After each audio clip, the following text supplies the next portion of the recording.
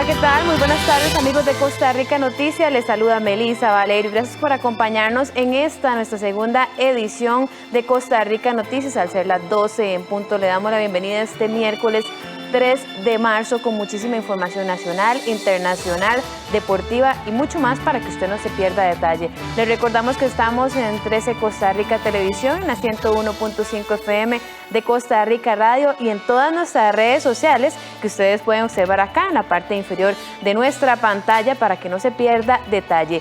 Facebook, Twitter y YouTube, cualquiera de esas plataformas, está nuestra señal en vivo, así como nuestra página web Costa Rica Medios, ahí también la puede encontrar. Tenemos muchísima información, pero primero hacemos un repaso por nuestros titulares.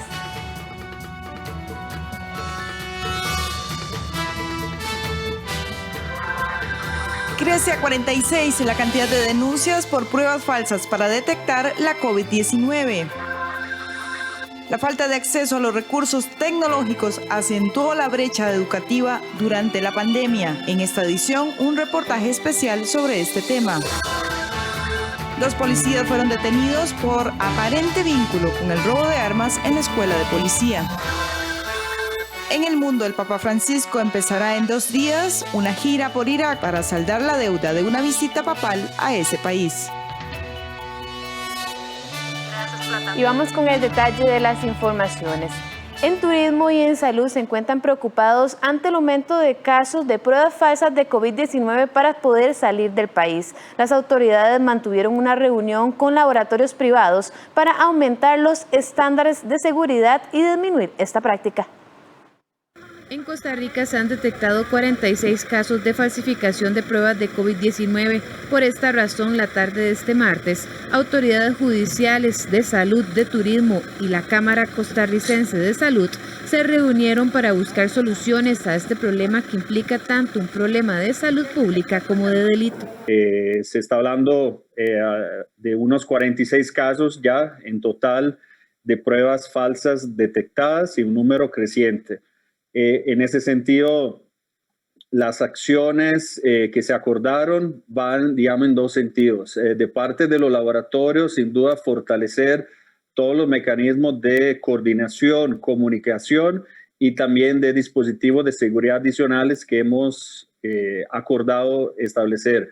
Entre las propuestas figuran que las aerolíneas tengan acceso a la prueba digital propiamente en la página del laboratorio a través de un código o un QR, así como una agresiva campaña de comunicación para informar a la población sobre los riesgos tanto en salud como judicial y social. Preocupa que si creciera ese número, el impacto por lo que es la imagen país, lo que puede ser las disposiciones que autoridades migratorias de otros países pudieran tomar, quizás más estrictas, hacer de Costa Rica un destino menos atractivo, quizás entorpeciendo los mecanismos de viajes. Eso es sin duda lo que no queremos. Masi explica que en el país existen 113 laboratorios con la capacidad de hacer pruebas PCR o de antígenos y que los precios van desde los $55 a $150.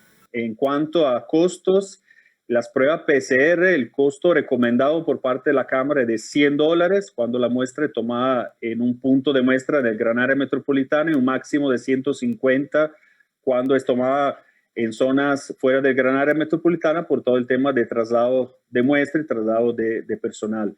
En cuanto a las pruebas de antígenos, los costos rondan entre los 30,000 y los 33,000 colones. Por su parte, en el Ministerio de Salud señalan que las pruebas deben realizarse en laboratorios autorizados por la entidad. Esto debido a que algunas personas detenidas por presentar documentos falsos acudieron a lugares no autorizados para la realización de las pruebas. El Ministerio de Salud emitió un lineamiento a través del cual autoriza a los laboratorios clínicos a la obtención de pruebas y a la realización de las mismas en sus instalaciones. Para ello, el laboratorio debe estar debidamente habilitado y debe presentar una documentación técnica sobre la prueba que desea adquirir, la cual es valorada por los funcionarios del ministerio y si procede se emite una autorización. Esta autorización se registra en un listado de laboratorios que es publicada en nuestra página web.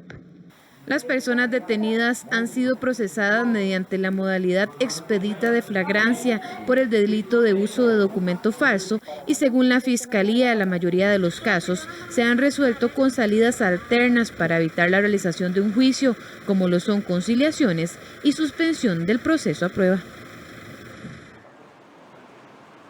Y la noche de este martes ingresaron al país vía aérea 109,000 nuevas dosis de la vacuna de Pfizer contra la COVID-19. Es decir, que en total el país ha recibido 386,920 dosis desde el 23 de diciembre pasado hasta este 2 de marzo. Por su parte, al puerto de Caldera arribaron los 14 congeladores de ultra baja temperatura. Estos vienen por vía marítima y este miércoles se inició su proceso de desalmacenaje. Estos equipos ultrafríos debieron ser entregados el 18 de febrero anterior. Sin embargo, la empresa informó que debido a un problema logístico en el puerto de México, los congeladores pudieron llegar hasta inicios de este mes de marzo. La compra de estos congeladores fue de unos 136 millones de colones. La octava entrega programada de vacunas por parte de la empresa Pfizer, recibiendo el día de hoy 109,000 vacunas, en realidad la cantidad más grande de vacunas que hemos recibido desde que se inició este proceso, lo cual va a reforzar toda la campaña de vacunación a nivel nacional. Además, el día de hoy hemos recibido los 14 congeladores de ultra baja temperatura, 13 congeladores de 550 litros y un congelador de 750 litros que van a darle la capacidad a la Caja Costarricense del Seguro Social del almacenamiento de manera adecuada de las vacunas para el proceso de vacunación en el que estamos trabajando. Y continuando con temas de salud, la COVID-19 causó una perforación bronquial a una joven de 25 años. Ella estuvo internada por más de 2 meses en el Hospital San Juan de Dios. Diana Bustamante estuvo al borde de la vida y la muerte. Conozcamos su historia. Muchísimo dolor de cabeza y cuerpo, fiebre, problemas para respirar y mucha tos fueron parte de los primeros síntomas que tuvo Diana Bustamante, una joven de 25 años que se contagió de COVID-19. Ella requirió hospitalización y su condición fue crítica. El coronavirus le produjo neumonía, es decir, una infección en los pulmones, y para poder mejorar su estado era necesario realizarle una cirugía para limpiar la cavidad que está entre los pulmones y debajo de la pared torácica. Que a pesar de que su condición era muy mala y que las probabilidades de éxito eran pocas, que había que ofrecerle pues el manejo, ¿verdad?, el óptimo. Fue llevada a sala de operaciones con todos los riesgos que eso implica. Desde su traslado del salón hasta el quirófano ya había un riesgo muy alto. A pesar de eso, bueno, se hizo. Los compañeros de enfermería, anestesia, estuvieron ahí. Todos, como se dice, nos pusimos la camiseta para ayudar a Diana. Hicimos una cirugía súper rápida, porque ella durante el transoperatorio se complicó. Su condición, que ya era crítica, empeoró, entonces debimos tomar decisiones muy rápidas. A pesar de que la cirugía fue exitosa, Diana enfrentó otro procedimiento quirúrgico debido a una perforación bronquial. Lo que ocurrió después de la cirugía de tórax es que el pulmón de Diana estaba bastante dañado y esas zonas de daño pues quedaron como, por explicarlo de alguna manera, como una fuga, como cuando tienes una llanta que se pincha. Y los cirujanos en ese momento no podían cerrar la fuga porque el pulmón estaba muy inflamado y en pulmones con mucha inflamación, con proceso infeccioso, no es posible hacer la línea de sutura que ellos utilizan normalmente. Para Bustamante no fue un proceso fácil, pero agradece que hoy puede compartir con su pequeña hija de 6 años. Sinceramente lo que se vive es bastante complicado, ver personas mal, muriendo por la misma situación y uno estar con COVID también. Pero gracias a Dios yo creo que fui bastante fuerte de mente, ¿verdad? A pesar de ver estas situaciones tan difíciles, de ver gente muriendo a cada rato y por COVID y yo teniendo COVID, creo que fui bastante fuerte para poder afrontar esas cosas tan duras. Además de la cirugía, Diana visita el hospital 2 veces por semana para recibir rehabilitación post-COVID por el síndrome de pie caído debido al encamamiento prolongado. En este momento hay 35 pacientes en seguimiento con secuelas por internamiento debido al COVID. Reciben atención domiciliar, virtual y consulta externa.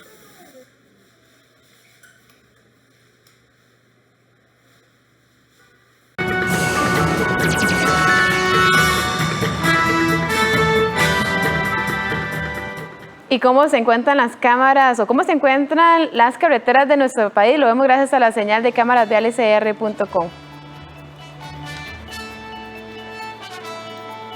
Ustedes pueden observar el sector de San Pedro, la antigua rotonda de la bandera. Recordemos que ahí se están realizando algunos trabajos en la vía, sin embargo por el momento hay bastante fluidez vehicular, pero no pierda de vista todos los trabajos que se están realizando en la zona. Ahora nos trasladamos a Curridabat, al sector del Registro Nacional. Como ustedes pueden observar, se están haciendo algunos trabajos en esta vía por parte de instituciones del Estado, así que si debe transitar por este sector, tome las precauciones, que esto puede generar algún congestionamiento. Por el momento hay fluidez vehicular.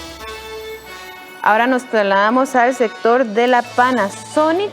Ustedes pueden ver en pantalla bastante fluidez vehicular en esta zona. Recuerde que es una ruta alterna ante los trabajos que se están realizando en la Firestone y también en la parte de Río Segundo de Alajuela. Por último nos trasladamos a Guanacaste. Como es tradicional, bastante soleado en esta zona y por supuesto no hay congestión vehicular. Y la pandemia acentúa la brecha educativa del país. En esta edición conoceremos la historia de 3 estudiantes que llevan clases a distancia en condiciones muy distintas. Vamos a una pausa, pero no se vaya, que regresamos con un reportaje especial de nuestra compañera Andrea González.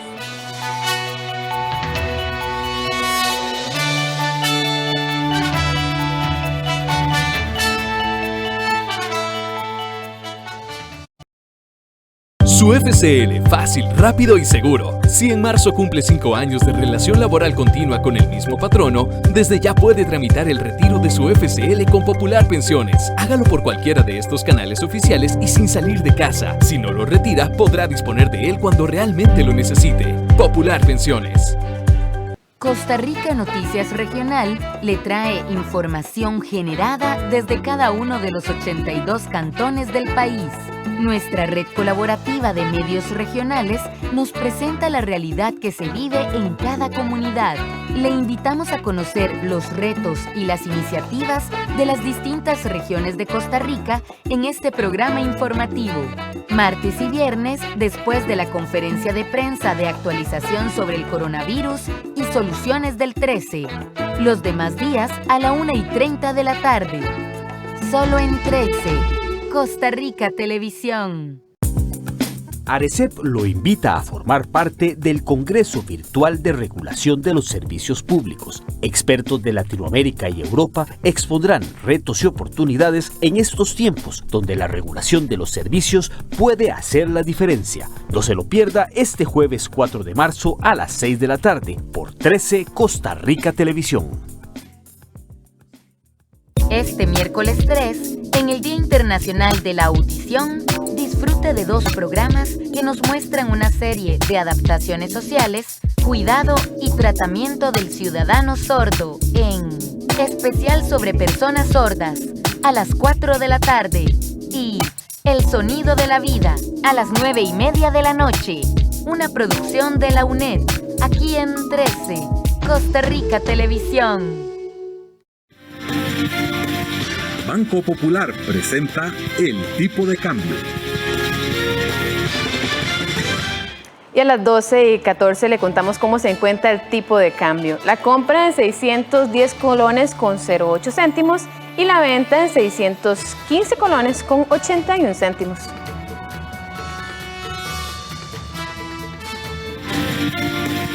Banco Popular presentó El Tipo de Cambio.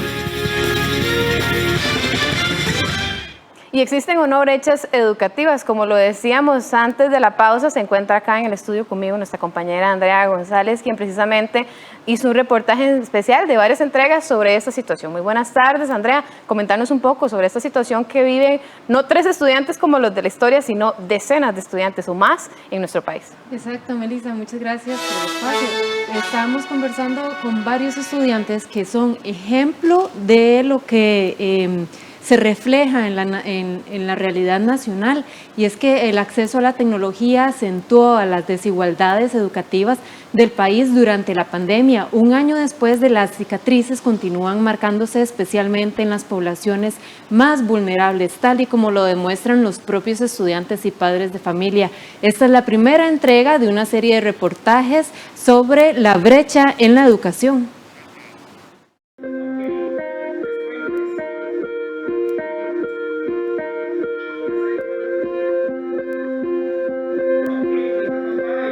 Para César Correa y Elisa Ulloa, estudiantes de 6º grado de la escuela privada International Royal School en Escazú, lo mejor que pudo pasar fue tener que estudiar desde casa. A mí me gustan más las clases virtuales porque es más divertido tener los juegos de la computadora y el vocabulario. Me gusta porque al ser virtual siempre las clases son interactivas, siempre podemos participar. No sé, la diferencia en lo que sí se siente que la diferencia es que ves que cuando vamos a escribir en el cuaderno y eso sí es diferente, porque antes lo podíamos ver más en grande, ahora lo vemos en pequeño. Pero las clases siempre siguen siendo igual de interactivas, siempre estamos charlando con los otros estudiantes y el profe nos ayuda en todo siempre. El acceso a Internet, dispositivos tecnológicos y saber utilizarlos adecuadamente marcaron una brecha profunda en el proceso educativo durante el primer año de pandemia. Tanto centros educativos privados como el Ministerio de Educación Pública buscaron nuevas estrategias, unos con mayor éxito que otros. El interés en las clases a distancia se logra gracias a la implementación de la virtualidad interactiva.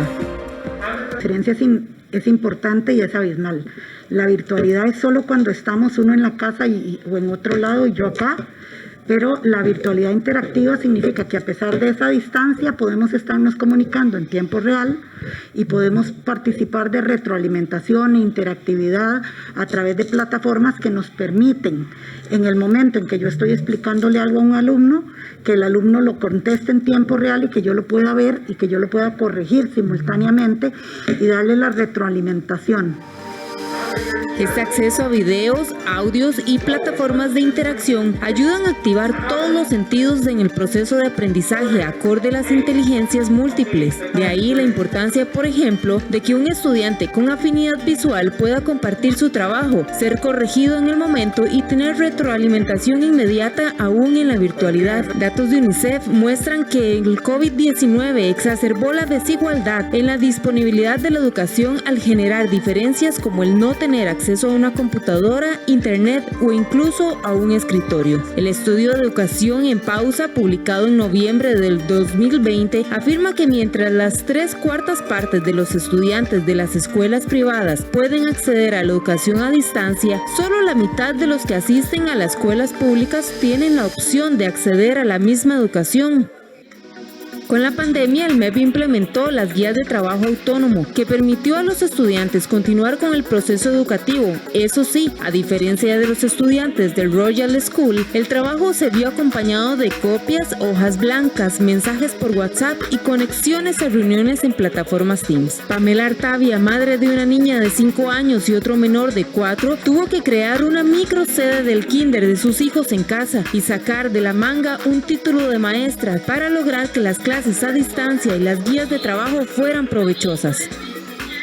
Ha sido complicado porque, como decís, uno no estudió para ser profesora, entonces tal vez la forma en la que yo le quería enseñar en ese momento a mi hija no era la adecuada, ¿verdad? Pero con esfuerzo y todo logramos sacar el año.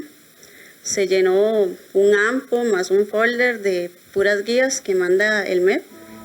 El poco acceso a dispositivos electrónicos y conexiones, así como el riesgo de que muchos dejaran las aulas, fueron algunas de las razones por las que el MED impuso este 2021 el ingreso a clases presenciales. Este es el caso de la familia de Lucía Castellón, la madre de 5 hijos y vecina de Atillo 2, quien tiene inscritos en el sistema público a 4 de sus menores. Ellos viven en una casa de alquiler, dependen del salario de ebanista del padre de familia y solo cuentan con un teléfono celular para poder mantener la conexión con los grupos en la escuela y el colegio. Eso sí, hasta que el saldo lo permita.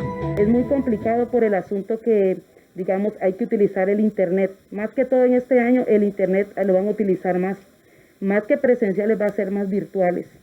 Y en ese caso a nosotros se nos dificulta a nosotros mucho porque son 4 chicos y, digamos, no tenemos la capacidad para tantos dispositivos, digamos, y para que ellos estén en línea, ¿verdad? Porque de hecho ellos, de que entran en línea, tienen que estar desde temprana de la mañana. Aprender desde casa para ellos es complejo, al punto de querer renunciar al poco acceso de educación que tienen. Seguir las guías de trabajo autónomo no es tarea fácil cuando los recursos no son suficientes. Difícil porque por más de que intente, no aprendo lo mismo y recibir clases por Teams es una ayuda muy buena porque los profesores nos explican y todo, pero no he podido recibir clases por Teams en lo que llevamos ya este año. ¿El año pasado te pudiste conectar a Teams? No. ¿Tampoco? No. ¿Nunca te has conectado a la Nunca. herramienta?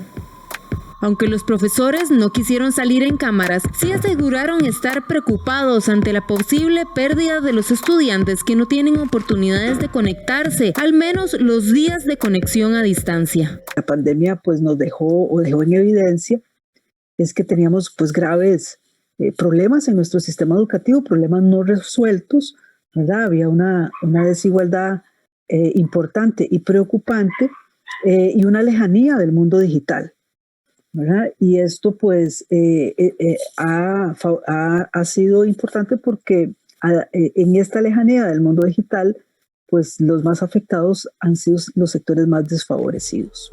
La pandemia dejó ver dónde estábamos y esa desigualdad no solo ha quedado expuesta, sino que se ha exacerbado.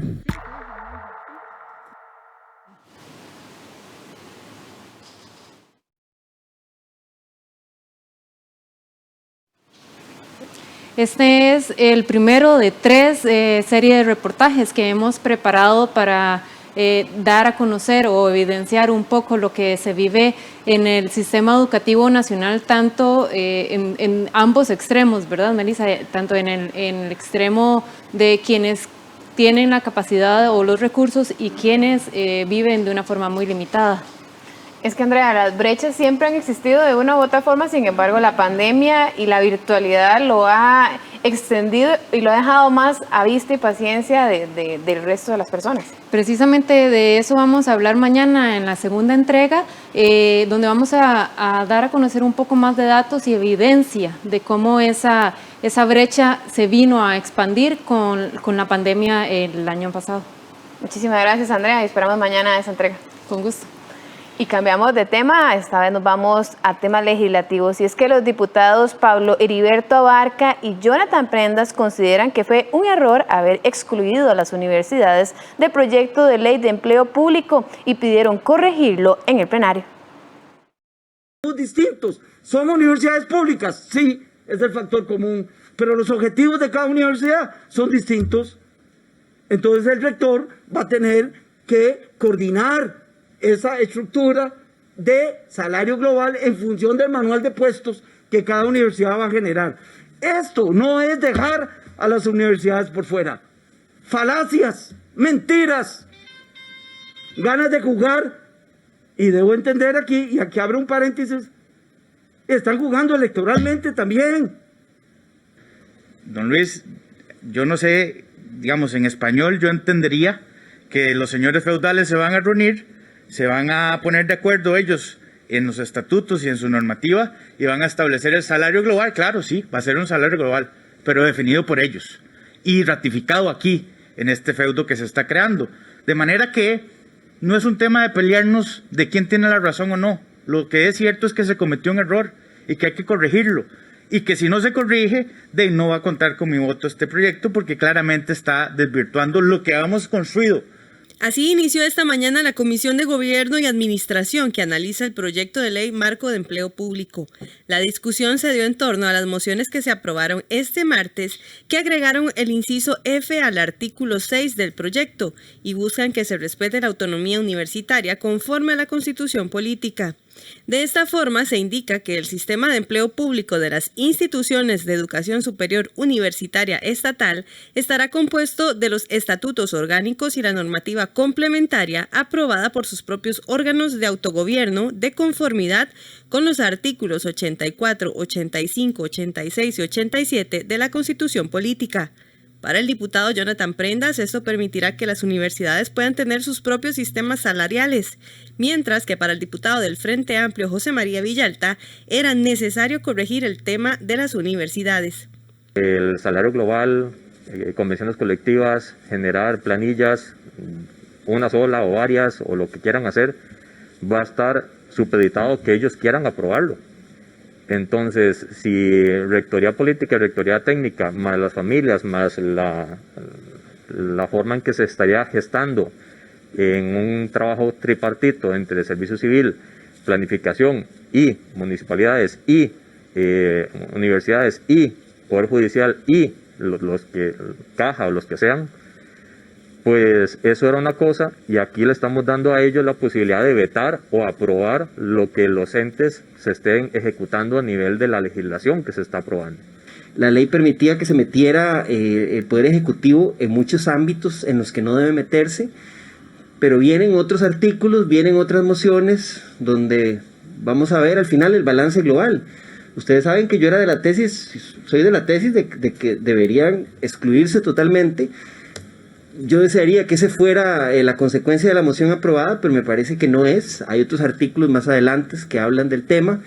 Días atrás, el presidente de la República, Carlos Alvarado, así como el ministro de Hacienda, Lian Villegas, insistieron en la necesidad de incluir a las universidades en la Ley Marco de Empleo Público. Sin embargo, este martes los diputados del PLN, Luis Fernando Chacón y Jorge Fonseca, así como el independiente Drago Dolanescu y José María Villalta del Frente Amplio y Víctor Morales de la bancada oficialista del PAC aprobaron la moción que dejó fuera del texto a estas casas de estudio. El Instituto Costarricense de Ferrocarriles adjudicó los estudios de prefactibilidad para la reconstrucción de la vía férrea del tren hacia Punta Arenas con un consorcio surcoreano. El contrato fue firmado por un monto de $540,000 y el consorcio tendrá 11 meses para ejecutar el estudio. El consorcio surcoreano Dong KNR Samsung será el encargado de ejecutar el plan de pre y factibilidad para reactivar el tren hacia el Pacífico. Así lo anunció el Instituto Costarricense de Ferrocarriles este martes. El contrato fue firmado desde el 24 de febrero por un monto de $540,000, el equivalente a unos 330 millones de colones, que se financiarán con el Fondo de Preinversión del Mideplan. Ahora el consorcio surcoreano tendrá un periodo de 11 meses para ejecutar este proyecto. La presidenta ejecutiva del INCOFER, Elizabeth Briceño, destacó que se trata de un avance para la modernización del transporte en el país. Pre y factibilidad para la rehabilitación del tren hacia el Pacífico. Este es un paso más que damos dentro del INCOFER en la modernización del sistema ferroviario. El estudio de pre y factibilidad incluye el análisis de mercadeo y de riesgos, evaluación financiera, diseño y presupuesto, posible tercerización de la operación, mantenimiento del servicio ferroviario, propuesta de los carteles para la ejecución de los trabajos, la adquisición de los terrenos y equipos para el restablecimiento del servicio. El sueño de reactivar el tren hacia Punta Arenas ha perdurado durante años para muchos costarricenses, aunque ello representa un reto grande para el país.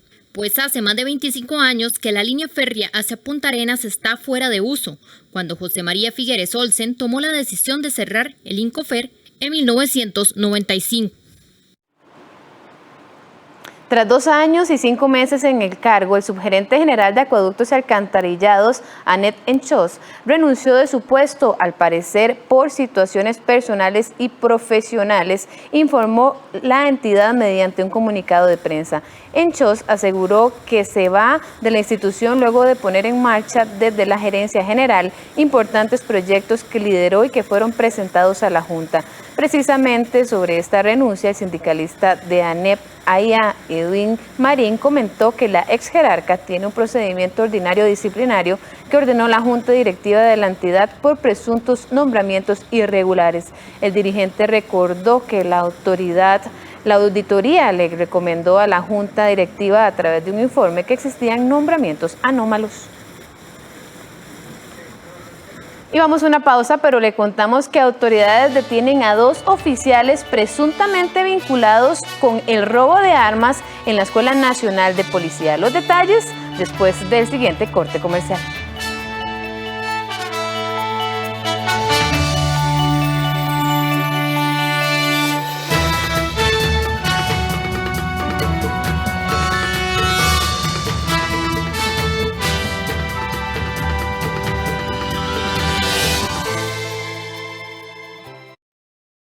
El crédito más popular para que unifique sus deudas. Lili, con una sola deuda, liberó su salario. Manuel bajó los intereses al refundir sus deudas. Y Sophie paga una cuota más baja porque canceló otras tarjetas más caras. Solicite usted también el crédito más popular y unifique sus deudas. Reciba asesoramiento personalizado. Rápidos tiempos de aprobación. Y con una de las tasas más bajas del mercado. Solicítelo ya. Banco Popular, construimos bienestar. Esta semana en Documentales UNED, un proyecto que trata sobre la vida de diferentes niños sordos y la responsabilidad que tienen los padres para incorporarlos a la sociedad. Todavía no entendía el alcance de tener un hijo sordo. Eso, lo que es a nivel social, es lo que a veces les golpea un poquito. El sonido de la vida, el miércoles a las 9:30 de la noche, con repetición el sábado a las 7 de la mañana y a las 4:30 de la tarde, aquí en 13, Costa Rica Televisión. Únete con nosotros en distintos lugares a esta interesante serie que habla sobre la artesanía. Es el cartón que se vuelve poesía. El fuego que se une en aceleradas exhalaciones. El barro que guarda la experiencia añeja de los dedos curtidos. Son tus raíces, un presente que se niega a desaparecer. Una producción internacional que te adentrará al alma de los pueblos que viven a través de sus creaciones. Manos a la obra, de la memoria al corazón. Todos los sábados a las 7:30 de la noche, aquí en 13, Costa Rica Televisión. Las vidas de Nina y Damián se cruzan. Hola, Nina. Hola. Ambos se unen por recuperar las fábricas en crisis. Estamos preocupadas. Somos gente humilde, no podemos pasar tanto tiempo sin llevar plata a casa. Y buscarán sostener la dignidad del trabajo a todos los obreros. ¿Qué pretende que nosotros volvamos a trabajar sin cobrar un peso de lo que nos deben? Fábricas Tandil. Todos los viernes a las 10 de la noche. Aquí en 13, Costa Rica Televisión.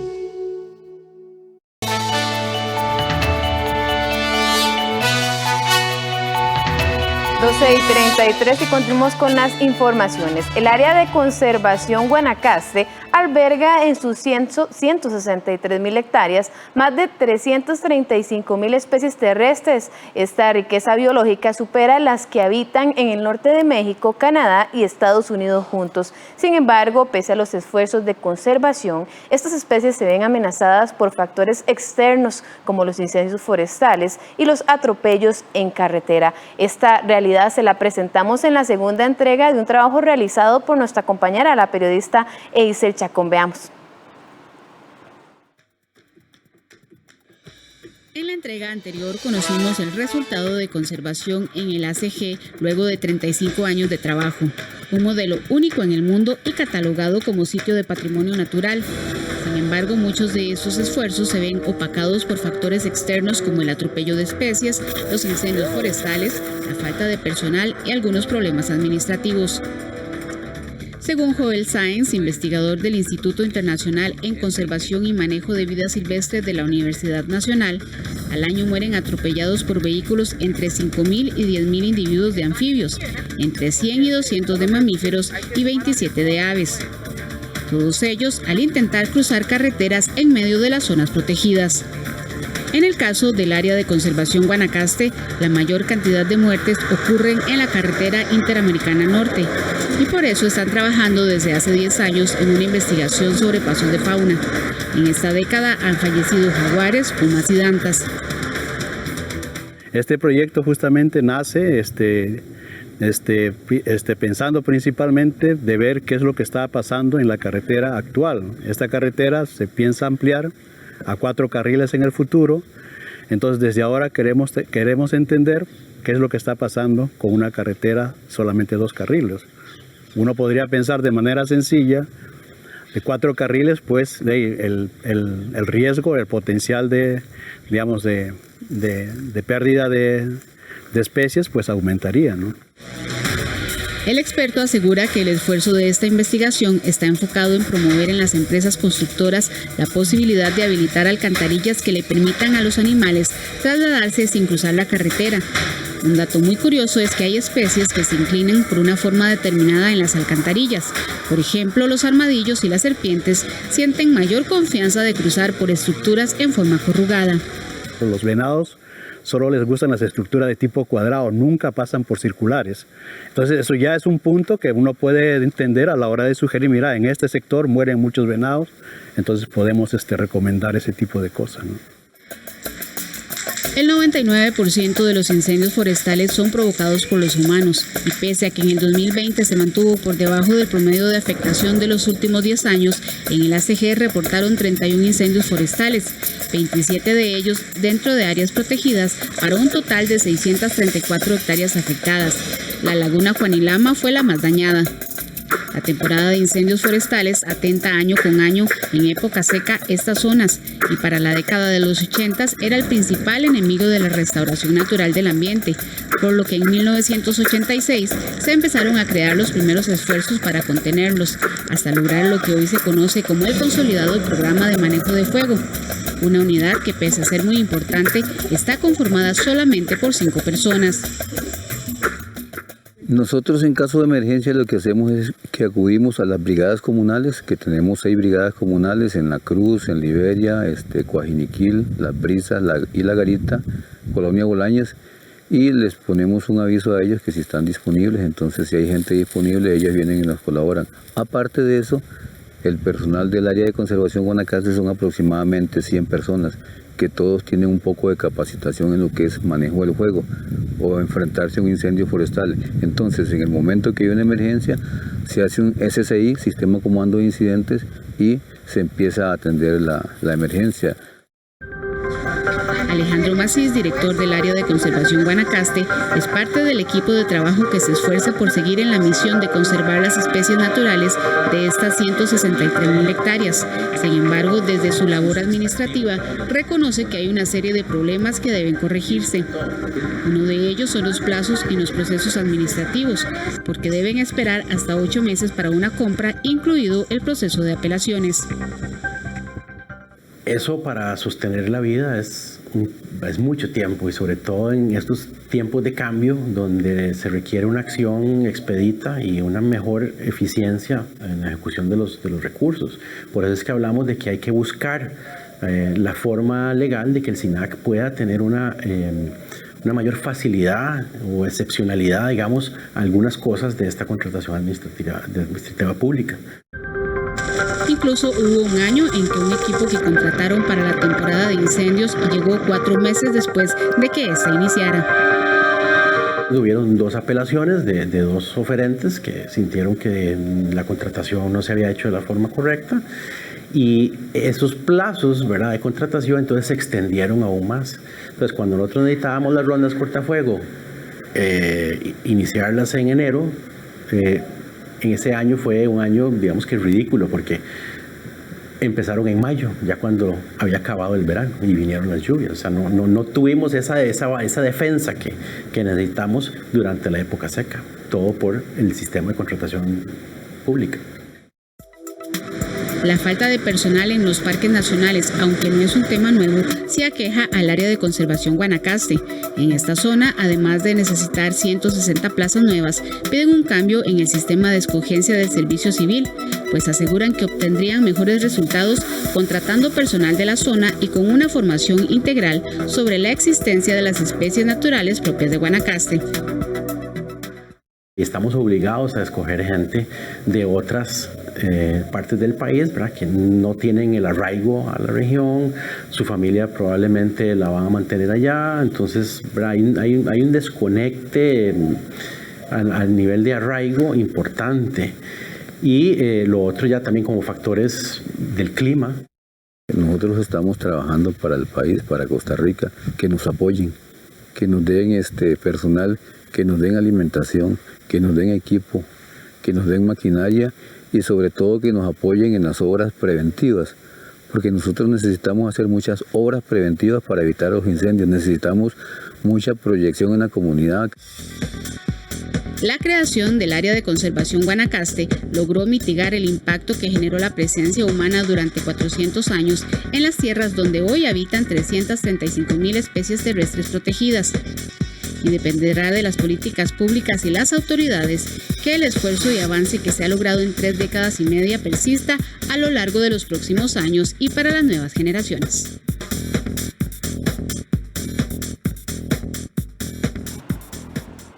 Muchas gracias a nuestra compañera Eice Chacón por estas 2 entregas donde nos da una realidad y un pincelazo de lo que sucede en el área de conservación de Guanacaste. Y cambiamos de tema, y es que el OIJ detuvo a 2 policías quienes al parecer están vinculados con el robo de armas en la Escuela Nacional de Policía en Pocosí. El periodista Andrés Ortiz nos informa.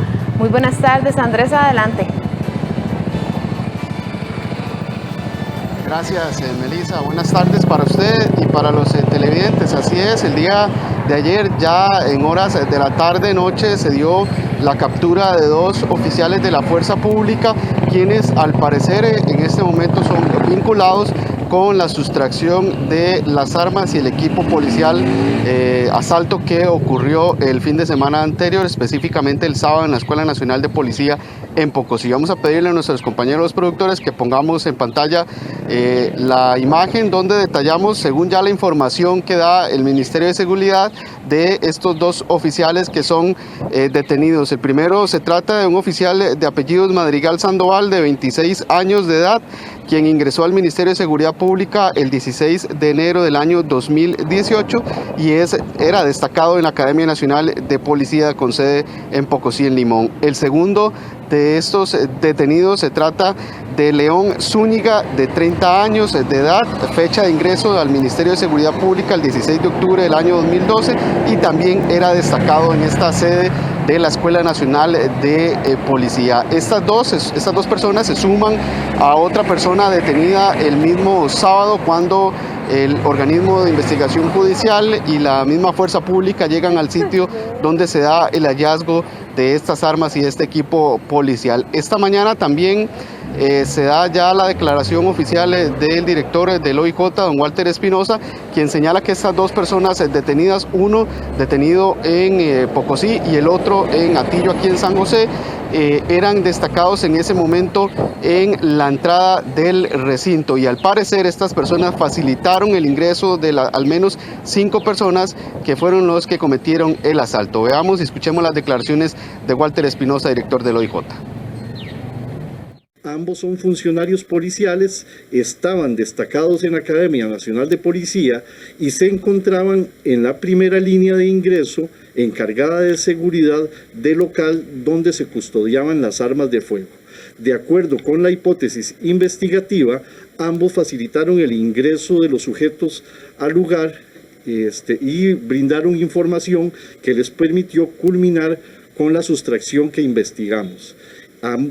Estos 2 sujetos fueron puestos a las órdenes del Ministerio Público para lo correspondiente. La investigación aún continúa en otros flancos y esperamos que podamos esclarecer más hechos y más circunstancias relacionados con este tema.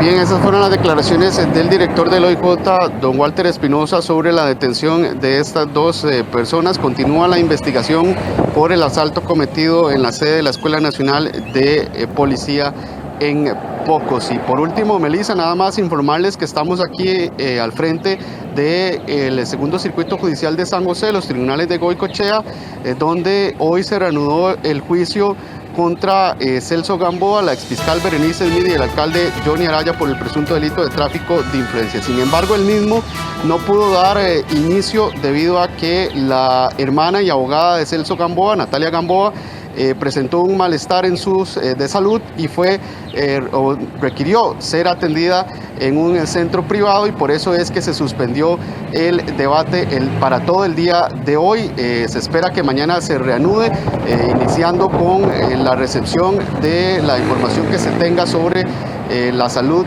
de la abogada, y con esto entonces los jueces definirían si continúa el debate para el día de mañana, que se tenía programado que continuara el testimonio de quien estaba el día de ayer declarando, y seguido a este sería entonces un testigo importante de la fiscalía, que sería una fiscal que estuvo en el momento en que se dieron los hechos. Melissa, esta es la información que tenemos desde Goicoechea. Regreso con usted al estudio. Buenas tardes.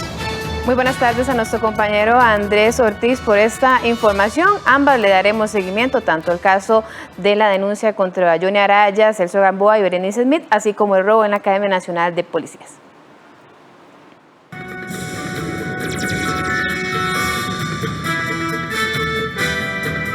Y cambiando completamente de tema, venimos a los deportes, y para eso me acompaña nuestro compañero José David Pérez. Muy buenas tardes, José David. Buenas tardes, Melissa, para usted y para nuestros amigos televidentes. Iniciamos información. Cartaginés y Jicaral dejaron ir la oportunidad de treparse en puestos importantes de la tabla luego de su empate a 1 el martes por la noche. El resultado en la apertura de la fecha 11 le hizo más que bien a ambos clubes.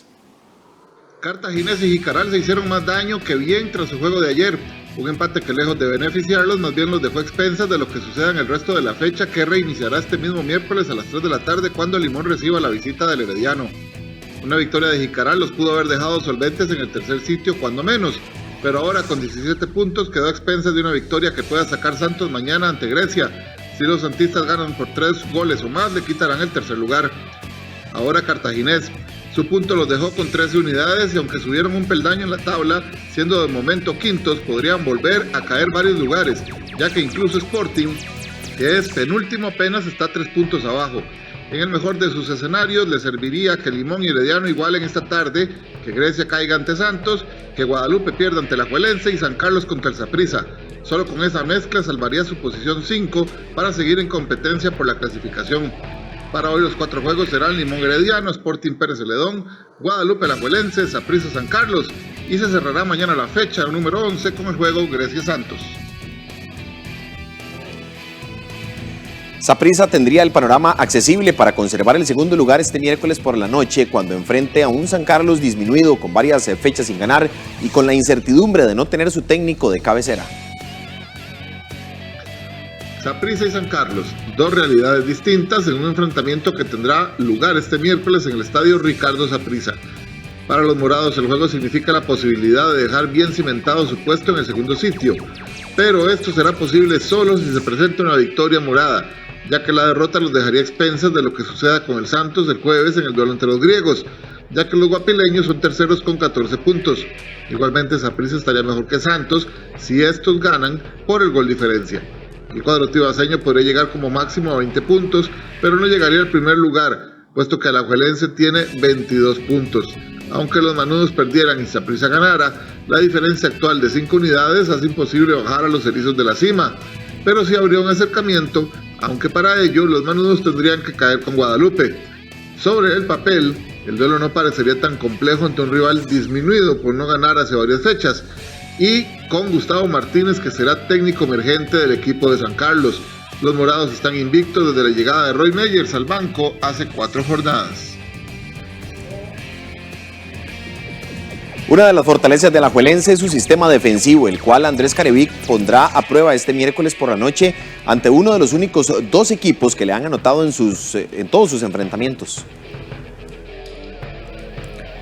Con apenas 5 goles en contra en 10 partidos, la Liga es el equipo menos vencido del certamen, lo que le ha permitido mantenerse invicto y en lo más alto de la tabla de posiciones. Una labor determinante del portero Lionel Moreira y el buen nivel que han mostrado sus defensas, especialmente Fernán Faerron, el mexicano Daniel Arriola y los laterales José Andrés Salvatierra y Jürgen Román, han hecho del campeón nacional un equipo difícil de vencer. Pero en la última fecha de la primera vuelta del torneo de clausura 2021, los manudos visitarán a Guadalupe, un club que siempre le pone las cosas difíciles al campeón nacional. Los guadalupanos son, junto a Saprissa, los únicos que han logrado vulnerar el marco rojinegro en todos los enfrentamientos desde que Andrés Carevic debutó en el banquillo manudo en julio del 2019, precisamente ante el equipo del cantón de Goicoechea. En 6 compromisos, Guadalupe ha anotado en todos los juegos. Incluso han logrado dejar a la liga en 0 en 2 partidos.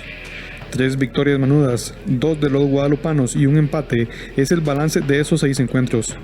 Guadalupe le ha anotado 9 goles al equipo de Carevic y ha recibido 9. Los de San José están en una posición incómoda en la tabla.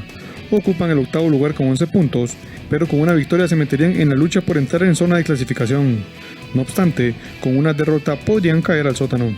Creo que va a ser un duelo muy bonito, por eso le decía también que ellos también van a tener que estudiarnos bien a nosotros, estar bien preparados, porque siento que es un juego de que cualquiera se puede quedar con los puntos. Para la Juelense será un partido para confirmar su buen torneo, para mantenerse sólido en la cima e incluso buscar ampliar su ventaja con sus perseguidores. Además de tener la defensa menos vencida, su ofensiva empata con Saprissa como la más goleadora del certamen. En este apartado sobresale el cubano Marcel Hernández, que llega al final de la primera vuelta en su mejor momento, liderando la tabla de goleadores y de asistencias a gol.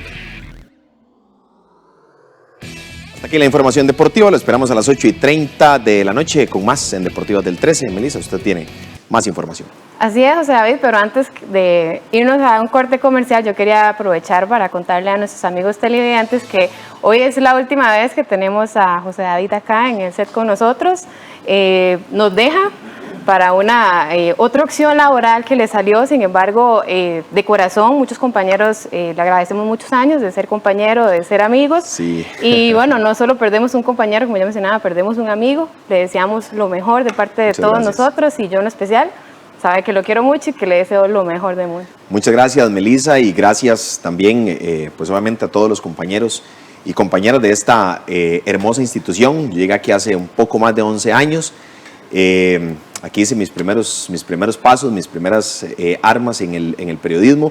Gracias a toda la gente también que nos acompaña siempre con su sintonía, que le agrada el trabajo que realizamos acá. Queda un grupo de profesionales extraordinario también, de mis compañeros de deporte, de los compañeros de noticias, el personal técnico, administrativo. La verdad es que el CINAR es una gran familia que merece seguir creciendo y merece seguir haciendo cosas aún mejor. Así que gracias a todos los televidentes, a los radioescuchas, por mi paso también en Radio Nacional en algún momento, en 101.5 Costa Rica Radio. Y bueno, es un hasta luego, estoy seguro que nos vamos a ver en el camino, así que muchísimas gracias por más de 11 años en esta hermosa institución y ahora pues a seguir creciendo. Así que un abrazo fuerte para todos y todas y gracias por esa enorme compañía de tantos años aquí en CINAR Costa Rica Medios.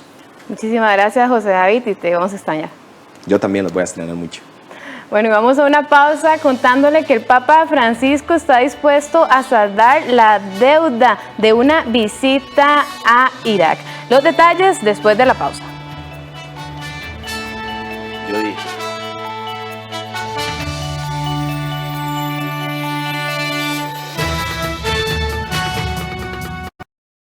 Pague menos por mes para tener más dinero disponible. El BCR le compra el saldo de sus tarjetas de crédito con una tasa preferencial. Solicite su compra de saldos a través de nuestros canales digitales. Somos el Banco de Costa Rica. Hola, ¿qué tal? Los corredores biológicos cumplen una función bien importante en la conservación del ambiente, porque fomentan esa conectividad entre diferentes puntos que permiten pues ese paso de la fauna y de la flora a través de diferentes puntos y favorece pues la conservación, pero también son muy importantes desde el punto de vista cultural y de desarrollo de nuestras comunidades. Conozca más sobre este tema en Una Mirada. Acompáñanos. Directores de toda Latinoamérica ponen de manifiesto las fracturas ya existentes en la sociedad. Tengo que colgarte, me está entrando otra llamada. Ya sé que te duele. ¿Qué fue de tu vida? Por fin alguien te pudo aguantar. Cine en cortos, el jueves a las 9 de la noche, aquí en 13, Costa Rica Televisión. Hola, ¿qué tal? Mi nombre es Adrián Naranjo y soy parte del equipo de producción de 13 Costa Rica Televisión. A diario nos llegan mensajes de apoyo, informaciones de iniciativas gubernamentales, empresariales que buscan adaptarse y sobrevivir. Historias innovadoras y esperanzadoras de personas que luchan por encontrar soluciones en estos tiempos de cambio. Y son precisamente esos esfuerzos los que vamos a compartir acá, en este programa Soluciones del 13.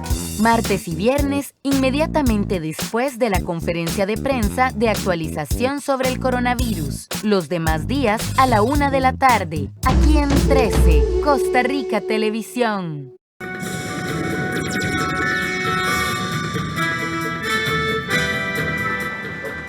Y nos trasladamos al ámbito internacional. Como lo decíamos, el Papa Francisco anunció que en 2 días empezará su histórica visita a Irak, a pesar de la violencia que sacude a esa nación y el reciente ataque contra una de tropas estadounidenses. El viaje a Irak se mantiene pese a la violencia en el país. Eso afirmó el miércoles el Papa Francisco, pocas horas después de que al menos 10 cohetes fueran disparados contra una base militar en la que hay desplegados soldados estadounidenses. Dopodomani, Dio volente, me requeró en Irak. Pasado mañana, Dios mediante, iré a Irak para una peregrinación de 3 días. Hace mucho tiempo que quiero encontrarme con ese pueblo que tanto ha sufrido. Quel popolo que tanto ha sofferto. El pontífice argentino desea cumplir la promesa hecha por el polaco Juan Pablo II, quien tuvo que renunciar en 1999 a visitar Irak después de negociaciones infructuosas con el expresidente Saddam Hussein. El pueblo iraqueno ci aspetta. Aspettava San Giovanni Pablo II. El pueblo iraquí nos está esperando. Esperaba a Juan Pablo II, al que prohibieron ir. No se puede decepcionar a ese pueblo por segunda vez. Non si può deludere un popolo per la seconda volta. El martes, el portavoz del Vaticano explicó que Francisco se desplazará en un vehículo blindado durante su visita a Irak del 5 al 8 de marzo. El único acto masivo será una misa en un estadio deportivo de Erbil en el Kurdistán iraquí, donde se han puesto a disposición de los fieles 10.000 entradas de las 30.000 que pueda alojar el lugar.